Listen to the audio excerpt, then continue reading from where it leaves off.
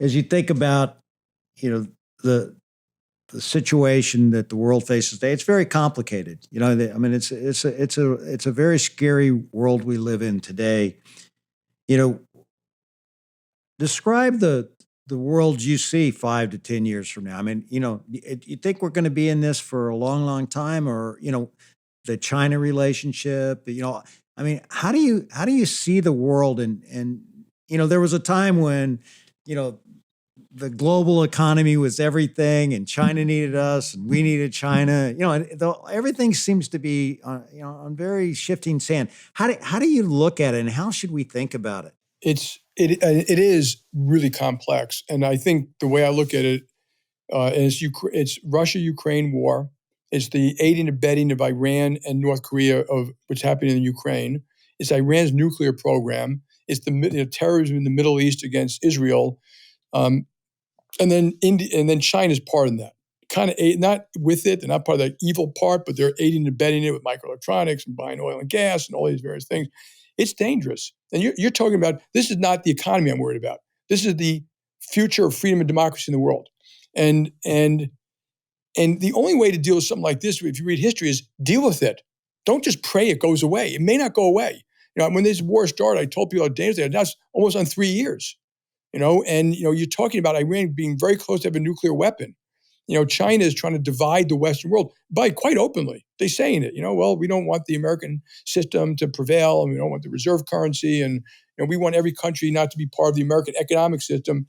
And I think the public should understand that the military alliance we have and the economic alliances are very deeply related.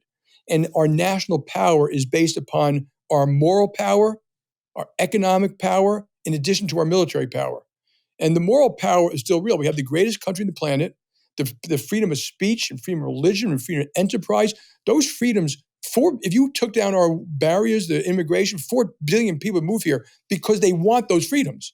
And then they'd invent companies. And I think Americans underestimate the power of that. Yes, we've had flaws of a country, and we should focus on some of that, but we shouldn't denigrate this is a shining light, a shining city on the hill. And so to conquer these things, you need to make sure America stays strong. So America, when I talk about China, we have all the foodborne and energy we need. We have peace in North America and South America. We got the Atlantic and the Pacific. In China, our GDP per person is $80,000. Theirs is 15. They import 10 million barrels of oil a day. They've got terrible demographics, and their neighborhood is a very complicated area.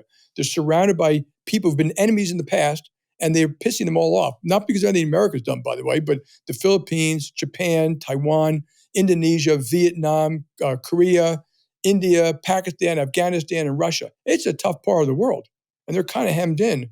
And so we have the better hand. The question to me I worry about is we need to play that hand. If only American leadership can keep the world free and safe for democracy. Only American leadership. And we've got to keep together the military and the economic alliance, because the economic battlefield, and these are directly related, is about national security. Like, where do we get our penicillin from, and where do we get our graphite from, and where do we get our rare earths from, and stuff like that. But it's also about unfair economic competition, because that becomes beggar thy neighbor. And you have Europe in a very tough spot now because they have very high energy costs. We have very low energy costs, so it makes it very hard for the industry. And then China can sink their car companies. So you have a very complex situation. So my view is build America. Start with our own civics. We owe our country, why it's so important, what freedom and democracy are about. Build our economy, and at the economic power is the root of all those things. It allows you to do all the other things, and then have a very sophisticated role about how we're going to maintain American leadership, but for America. We're not doing it, out of just the goodness of our hearts. And I also think it needs to be more realpolitik.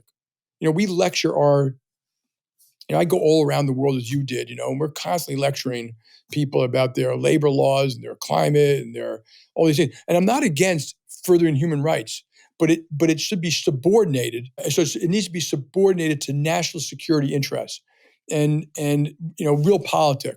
There's that great quote when Stalin was telling FDR and Churchill at Yalta, I think, or Potsdam, I think it was Yalta, that he wanted to do something. And FDR said, "Mr. President, the Pope wouldn't agree with that." And Stalin leaned forward and said, exactly how many divisions does the Pope have? You know, and that's the game we're in. And we do these dumbest things in the name of good that actually make us weaker and make our allies weaker. And so we have to be very thoughtful. And I'll be reaching out to the new administration on that. We reached out to the old administration.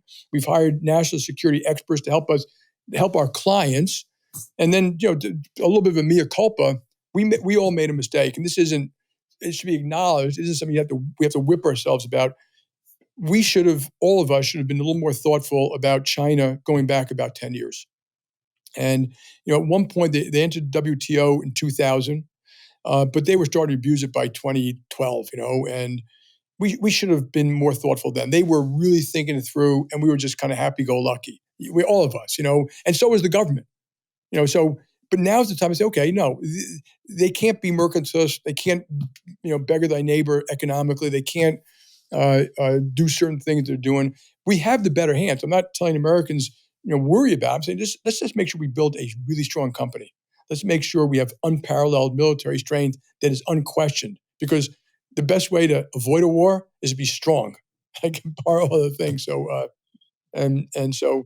so I just think we got to fight for that America and remind ourselves and educate our kids and educate people why it's important, educate people what the interlinks between those things.